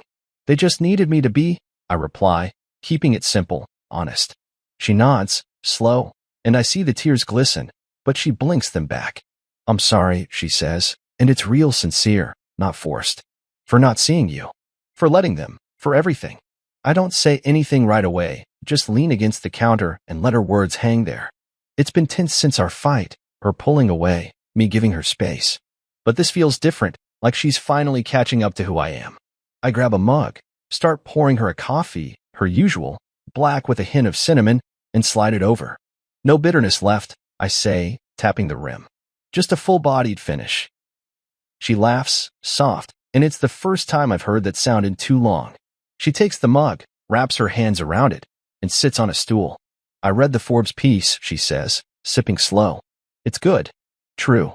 I nod, grab a rag, and start wiping down the espresso machine, just to keep my hands busy. "It's me," I tell her. "All of it." She sets the mug down, looks at me again. "I didn't know what to do, Cole. With Dad falling apart, with you being this. I was mad, scared. But I get it now. You didn't owe us anything." I stop wiping, lean on the counter across from her. "I didn't do it to hurt you," I say. Or him, even. It was about me, about not being the guy they walked over anymore. She nods, her fingers tracing the mug's edge. "He's gone quiet," she says. "Sold the house, moved somewhere smaller. He's not fighting anymore." I don't say anything to that, just let it sit. Gregory's done, and I don't need to kick him while he's down. "And us?" I ask, keeping my voice even. She looks up, holds my gaze. "I don't want to walk," she says. "I want to try. With you, all of you, not just the coffee guy. It's not a promise, not a fix, but it's something." I nod, slow, and pour myself a coffee too. We sit there, the shop empty now except for the old man in the corner, and it's quiet, comfortable, like it used to be before everything blew up. "I'm still me," I tell her. "The shop, the coffee, it's not a lie. Just not the whole story." She smiles, faint but real. "I like that story," she says. "And the rest of it too. I don't push for more, don't need to. She's here, and that's enough for now."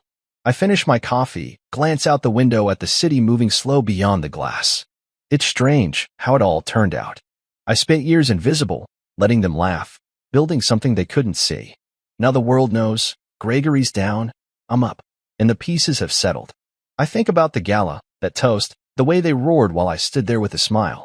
They don't laugh now. They can't. I've got Eastbridge, Coal Groundworks, a name that means something. But this shop, this little corner, it's still where I feel right. I lock up after Bianca leaves, promising to talk more at home, and stand outside, the night air cool on my face.